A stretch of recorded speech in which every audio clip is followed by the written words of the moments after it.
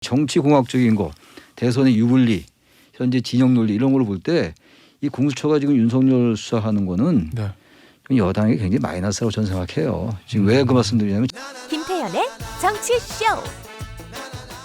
오늘 첫 번째 소식은 역시 이 당분간은 이 사람 얘기를 계속할 것 같은데 이준석 국민의힘 신임 대표의 당선 한국 정치사에 과연 어떤 의미가 있는 거냐라는 건데 최시영 교수님 이거 1969년도 삼성개헌 직후에 YS가 그때 신민당 국회의원이었어요. 그때 이제 당 대통령 후보 경선에 나가겠다라고 얘기한 게 40대 기술원의 시작이에요. 이제 이철성, 김대중이 합류를 했고 그래서 71년도에 결국 이제 김영삼이 떨어지고 김대중 후보가 이제 됐단 말이에요. 그래서 김대중 후보하고 박정희 후보가 붙은 게 7대 대선이에요. 그 당시에 40대 기수는 어마어마한 그게 이제 69년, 70년, 71년 이때가 이제 40대 기술원인데 그리고 나서 아무튼 7대 대선에서 박정희가 이겼고 한창 시간이 흘러서 2002년도에 노무현 당선. 삼김 정치의 종식이라고 볼 수가 있어요. 큰 흐름에서 말이죠. 그리고 시간이 꽤 흘러서 이제 20년쯤 돼서 이준석의 탄생이거든요. 이준석 개인에 대한 능력 뭐 이런 것들도 봐야지 알겠습니다만 일단 이러한 영선 중진이라는 말을 숱하게 합니다만 저는 한국 정당사에 아까 말한 그런 맥락에서 커다란 변화다 이거는. 아까 예전에 40대 기술원이나 노무현 전 대통령 당서 삼김 정치가 막을 내리고 종식 한국 정치가 비견할 정도로 이렇게 해서는 안 된다. 한국 정치가 재구성돼야 된다는 것. 한국 정치가 교체돼야 된다는 것. 단순히 정치 혁신, 정치 개혁보다는 더 큰 저는 의미라고 생각을 해요. 큰 틀에서. 왜냐하면 정치는 계속 여러 가지 낙후되고 비판을 받고 있지만 바뀌고 진보해 왔거든요. 조금씩. 그래서 또 한 획을 긋는 거다. 이 대선 물론 여러 가지 정치공학적인 분석은 뭐 별개로 하더라도 저는 그런 면에서 기념사적인 한국 정당사에 그런 의미를 좀 많이 과도하게 부여하고 싶어요. 결과가 어떻게 될지 모르지만. 그런데요. 사실은 뭐 젊은 세대 뭐 젊은 피 이런 얘기들을 2000년 총선 때 당시 이회창 총재하고 김대중 대통령 다 젊은 피 수혈한다고 하면서 민주당 쪽에서는 뭐 천신정 그다음에 보수정당 그 당시 한나라당 쪽에서 남원정 뭐 이렇게 막 젊은 개혁파들 얘기도 있었잖아요. 근데 그때 천신정하고 남원정 나올 때는 지금 그 최창원 교수 말씀하신 것처럼 이 정도 평가는 못 받았었거든요. 근데 이준석 대표는 뭐가 다른 거죠? 심지어 영선인데? 그때 상황하고 비교를 하면 당의 상황이 다르잖아요. 김대중이라는 리더가 있는 상황에서의 어떤 세대교체 바람이라든지 이런 상황하고의 차별점이 분명히 이준석 대표는 있는 것 같고 문재인 대통령의 말을 빌자면 문재인 대통령이 축하 전화를 할 때 큰일 하셨다라고 얘기를 전했다고 하는데 그 뒤에 이제 언론에서 그런 기사들이 쏟아졌죠. 30대 야당 당수면 예를 들어서 영수회담을 하면 문재인 대통령하고 마주 앉았을 때 일단 그림 자체가 이전에 볼 수 없었던 그림이 나오겠죠. 문재인 대통령의 아들보다 어린 야당 당수기 때문에 그런 측면에서 봤을 때 이게 단순히 정치의 면으로만 보기는 어렵다. 그래서 뭐 이준석 현상, 이준석 신드롬이라는 얘기까지 많은 평론가나 전문가들이 분석을 하시는 이유가 교수님 말씀하신 대로 큰 흐름에서 뭔가 좀 변곡점이 있는 거 아니냐. 이게 단순히 정치뿐만이 아니라 사회적으로도. 근데 그거에 대해서 이유가 정치로 다시 돌아가서 보면 한국 정치에서 상당히 주류로 지금 특히 여권의 경우에는 86세대들이 이끌어 왔는데 확 뛰어가지고 MZ 세대의 지지를 받는 뭐 야당의 리더가 등장을 한 거기 때문에 정치에서만 보더라도 상당히 좀 파격적인 변화를 야당이 선택을 했다. 이렇게 볼 수밖에 없죠. 저희는 70년대에서 X세대라고 그러잖아요. 저희는 이제 86세대와 같이 끌려가는 겁니다. 이제 휩쓸려가는 거예요. 저희는 꽃도 못 펴보고 그죠? 저희를 건너뛰고 70년대 건너뛰는 거죠. X세대 건너뛰고 MG로 가니까 저희는 같이 86세대 함께 퇴장하게 생겼는데 알겠습니다. 어쨌든 지금 뭐 국민의힘의 새 지도부가 출범했고요. 이준석 대표가 가장 큰 이제 롤 중에 하나가 결국 이제 대선 경선 판을 성공적으로 잘 이끄는 거 아니겠습니까? 야권의 가장 유력한 후보 윤석열 전 총장의 궁합이 어떨지 이거 관심거리인데 관련된 내용부터 듣고 저희가 이야기 나누겠습니다. 우리 지금 만나 당장 만나 우리 지금 만나 당장 만나. 안녕하십니까. 작금의 정치적 상황을 갈파하기 위하여서 이 도울이 직접 선곡한 노래예요 이게. 우리 지금 만나. 이준석 대표가 당선되자마자 다들 관심이 쏠려 있습니다. 당장 만나나 안 만나나 그게 제일 궁금하다 이 말이야. 예. 근데 누구 얘긴지 짐작가십니까? 나는 상상했었지 내 곁에 있는 널. 안녕하세요. 이 레드홍 홍준표가 복당하나 안 하나 전 국민적인 관심 감사합니다. 만남이란 곧 저와 국민의힘의 만남 아니겠어요? 준서가 아니지. 우리 이 대표님 나 금방 복당시킬 거죠? 땡. 아우 정말 실망입니다. 공 의원님이 거기서 왜 나옵니까? 기대되는 만남이라 하면 이 안철수와 신임 이 대표의 얘기 아니겠습니까? 예, 오늘 노래 자랑이 참 많네요. 저도 한 곡 뽑아보겠습니다. 우리 만남은 우연이 아니야. 땡땡. 아이고 아주 신났어요. 신났어. 정말 김치국 제대로들 마시고 계신데요. 관심 가는 만남. 이것은 윤석열 전 총장 얘기잖아요.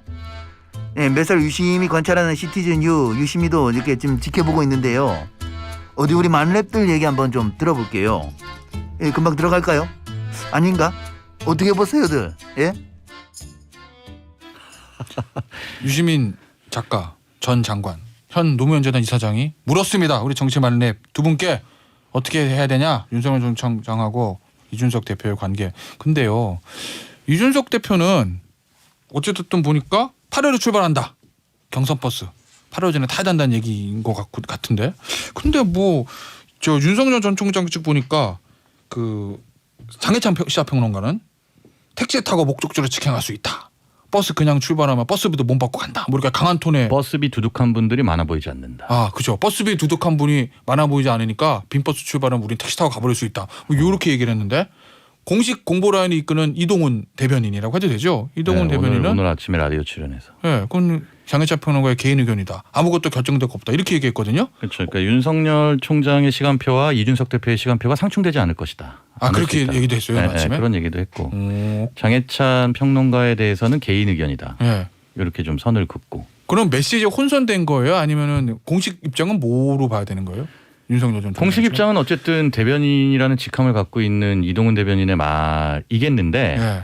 뭐 그렇다고 해서 윤 전 총장 측 내부에서 그게 완전 통일된 의견인가라는 거는 잘 모르겠어요. 물론 왜냐하면 이게 이동훈 대변인 입장에서는 밀당을 하더라도 너무 세게 밀당하는 모습이 꼭 좋을 건 없기 때문에 판을 깨면 안 약간 되니까. 진화를 한 측면이 있는 것 같기도 하고 네. 분명히 그런 측면에서 봤을 때 뭐 소위 동상이몽이라고 표현을 하는데 네. 동상이몽 중에서 동상의 무게를 좀 그래도 둬야 되는 거 아니냐라고 얘기를 한 거 아닌가. 네. 장해찬 평론가의 말은 조금 앞서간 것 같아요.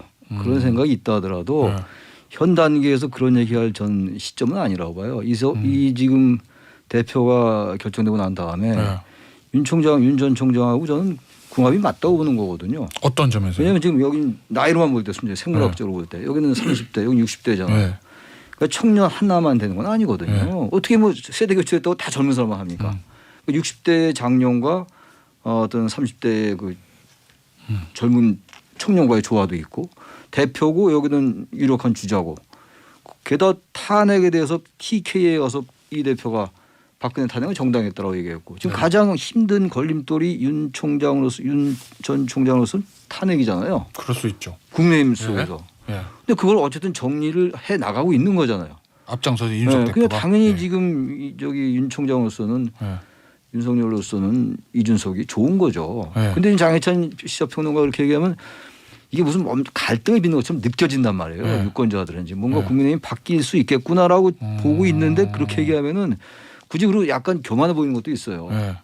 버스론 택시론인데 말하자면 네. 택시 타면 더 빨리 갈 수 있다는 얘기인데 그럼 굳이 뭐 그 얘기 해도 되긴 돼요. 네. 뭐 결정적인 실수라고 할 수는 없는데 네.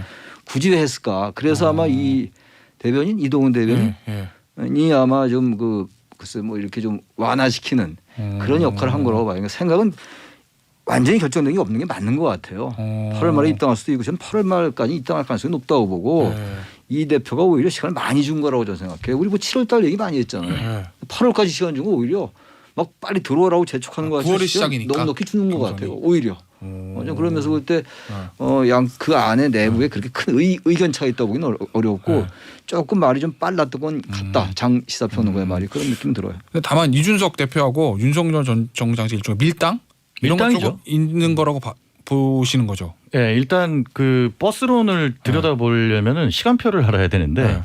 경선 시간표, 그러니까 버스의 시간표라는 게 민주당은 원래 시간표대로 가면 6월 말에 출발을 해야 되는 거잖아요. 예비 경선을 늦어도 뭐 당원 당규상은 7월 초까지는 예비 경선을 시작해야 돼요. 그러니까 역산을 하면 계산을 해보니까 21일 날 오는 21일 날 예비 경선 후보 등록을 받기 시작해야 됩니다. 그래서 6명으로 예비 경선 후에 추려야 되고요. 근데 거기도 민주당도 연기론이 있잖아요. 네. 아 이거 시간표대로 가는 게 우리한테 불리하다 이런 게 있고 마찬가지로 국민의힘은 당원 당규상 그러니까 2개월 뒤입니다. 2개월 뒤여서 그게 이제 8월 말이 되는 거잖아요. 8월 말이 되는 거니까 계속 빅텐트를 얘기하는 이준석 대표는 당선 직후에 네. 내가 빅텐트를 시간표대로 칠 테니까 들어오세요. 네. 타세요. 네. 계속 얘기를 하면서 만약에 윤 전 총장에 대해서 계속 우호적인 메시지만 낸다면은 그쪽이 그렇게 안 나올 수도 있는데 네. 꼭 그런 건 아니거든요. 네. 그러니까 윤 전 총장 측 내부에서는 네. 안 그래도 지금 8월 전에 국민의힘 버스 타느냐 안 타느냐를 고민하고 있는 상황인데 네. 이준석 대표를 과연 100% 신뢰해도 되느냐? 신뢰해도 되느냐 이슈도 있을 것이고 네. 그리고 어쨌든 지금 여론조사상 1위 주자인데 네. 아쉬운 건 오히려 그쪽 아니냐라는 어. 생각도 있을 수 있을 것이고 진짜 밀당이 있긴 있을 수 있겠구나. 이준석 대표는 본인이 주도권을 주고 가고 싶어 할 거고 대선판을. 이번에 또 경선 과정에서 유승민계 뭐 논란이 좀 있었잖아요. 그러니까 너무 윤 전 총장에게 기울어진다는 발언 지금 이제 우리 팀장 말씀처럼 그건 오히려 경선 구도가 파란이 일어날 수 있어요. 그건 전혀 국민의힘을 위해서 바람직하지 않고 이준석 대표 개인을 위해서도 리더십이나 이런 문제가 제기될 수 있기 때문에 그 정도의 밀당은 저는 있을 수 있다고 보는 거고. 근데 지금 국민의힘은 좀 그 내용을 좀 들여다봐야 될 것 같아요. 최고위원회 구성이라든지 이런 걸로 볼 때 조금 이제 뭐 이따 얘기가 나올지 모르겠는데 할 거예요. 할 겁니까? 그렇구나.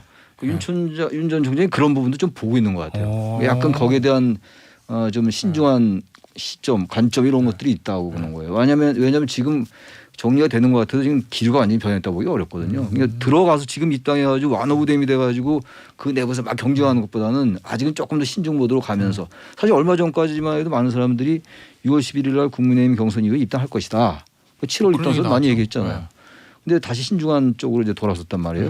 그러니까 당내 여러 가지 분위기를 좀 보면서 지금 바로 들어가는 게 위험부담이 있다고 생각하는 것 같아요. 약간 좀 뭐랄까 그 이준석 대표의 말 중에서 좀 눈여겨볼 대목이 저는 그건 것 같아요. 그러니까 오세훈 서울시장이 되는 과정을 지켜보지 않았느냐. 그때 안철수 대표의 선택이 만약에 달랐다면 국민의힘에 들어왔다면 지금 서울시장이 안철수 시장일 수도 있겠다라는 취지의 말들을 일단 하나 해요. 그다음에 또 하나 또 인상적으로 얘기하는 건 경선은 선거는 결과를 예측할 수 없을 때 훨씬 재밌다는 취지로 또 얘기를 합니다. 그러니까 두 가지가 맞물려서 생각을 해보면 대선 경선도 윤석열 전 총장 측에 끊임없이 던지는 메시지는 들어오세요. 들어오셔야지 좋으실 겁니다. 라고 얘기를 하는 거고 또 하나는 들어오시되 그게 윤석열 전 총장을 위한 뭔가 이렇게 준비된 판이라고 기대하진 마세요라는 메시지를 계속 던지는 거거든요. 왜냐하면 어차피 자기 목적은 정권 교체인데 그게 최대의 성과가 될 텐데 본인의 정권 교체의 가장 좋은 방법론은 경선이 예측 가능성이 좀 떨어질수록 오히려 낫다라는 뭔가 프레임을 갖고 있는 것 같아요. 그럼 거기에 대한 윤석열 전 총장 생각은 어떤 거라고 보시는 거예요? 아무래도 그 얘기가 나를 너무 우대 안 해주는 거 아니야? 뭐 이렇게 생각하나? 왜냐하면 지금 압도적으로 야권 주자만 놓고 보면 왜냐하면 뭐 아예 언론에서 거론만 되지 뭐 정치하겠다 얘기 안 한 분들도 있지 않습니까? 뭐 최재형 감사원장 같은 분들. 근데 윤석열 전 총장은 확실히 여론조사에서 국민적 지지라고 하는 게 존재하고 있는데 30%대로 그 사실이 가장 최우선으로 생각해야 될 가치 아니냐. 평가 잣대 아니냐라고 하는 생각을 윤 전 총장 입장에서 가질 수밖에 없죠. 그러니까 만약에 어떤 그 윤 전 총장이 들어갔을 때 윤 전 총장이 대선 가도를 가는 데 있어서 국민의힘의 도움을 받고자 하는 게 강하겠지. 가서 뭐 뭔가 다른 방식이기를 원하진 않을 수 있겠죠. 알겠습니다. 저 8583님이요. 문자를 계속 보내주고 계세요. 최창 교수님한테 질문이 있답니다. 아까 3부에서 윤석열 수사 여당에도 도움 안 될 거다라고 얘기 잠깐 하시던데 최창일 교수님 어떻게 보세요? 전 민주당의 도움이 안 된 정도가 아니라 네. 순전 이 부분만 보면 말이죠. 네. 공수처 입장에서 볼 때는 법률에 따라서 하는 걸 나무랄 수는 없어요. 네. 고발되는 사건이니까. 물론 여러 사건 중에서 하필 왜 이 지금 예민한 정치적으로 논란이 있는 사건을 하느냐라는 비판이 제기될 수 있는데 그 관점은 유지할 수는 없단 말이에요. 근데 순전히 정치공학적인 거, 대선의 유불리, 현재 진영 논리 이런 걸 볼 때 이 공수처가 지금 윤석열 수사하는 거는 네. 여당이 굉장히 마이너스라고 저는 생각해요. 지금 왜 그 말씀드리냐면 지난번에 조국의 시간이라는 책 얘기 많이 했잖아요. 네. 그것도 물론 의견이 갈립니다만 지금 어쨌든 민주당이 국민의힘이 지금 새로운 변화와 쇄신으로 나가는 거는 그리고 더 지난 전에 4월 재보선거 참패한 건 말이죠.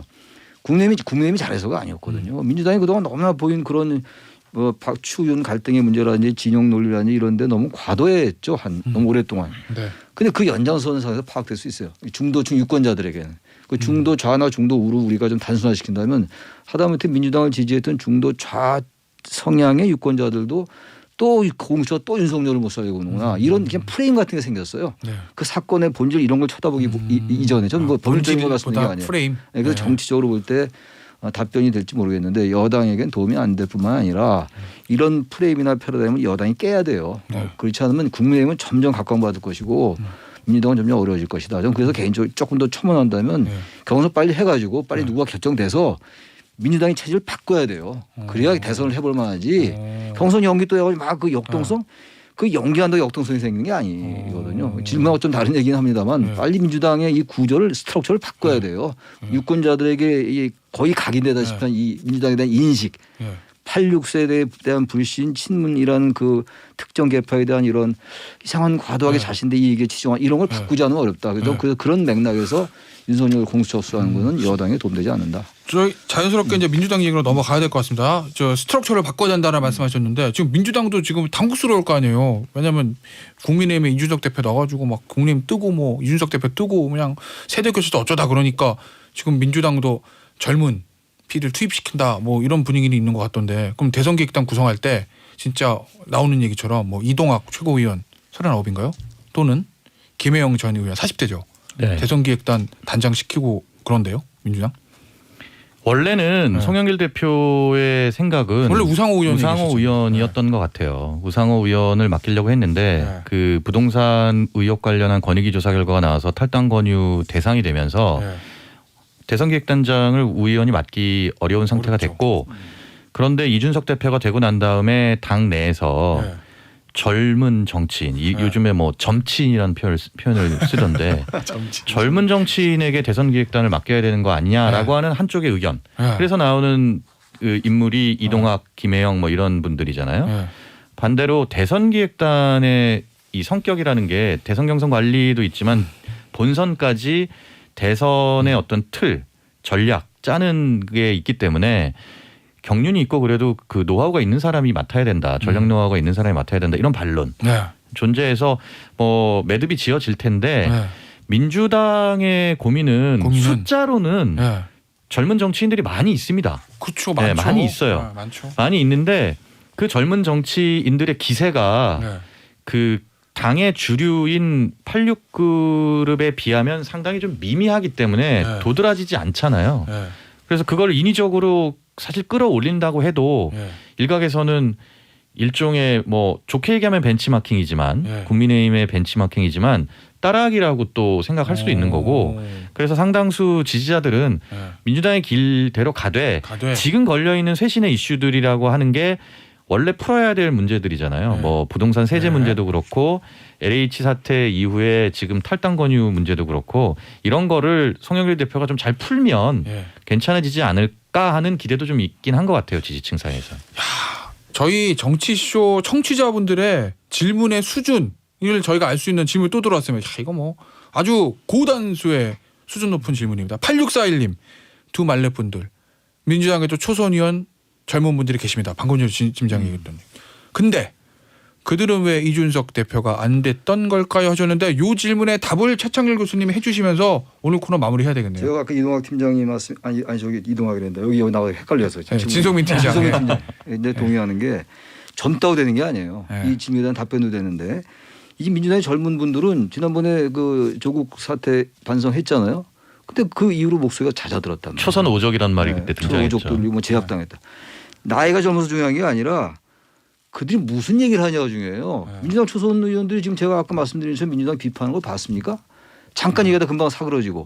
근데 이준석 대표는 기존에도 합리적인 얘기를 많이 했어요. 당의 기본 이른바 좀 상당히 수구적인 발언과 반대되는 발언도. 그래서 이준석이가 있는 거예요. 다른 것도 있겠습니다. 근데 지금 민주당 초선들은 그런 느낌 별로 안 받아요. 오히려 조국 사태나 이런 데 굉장히 강하게 어필하면서 공천도 따는 의원들도 있고 방송을 통해서 말이죠.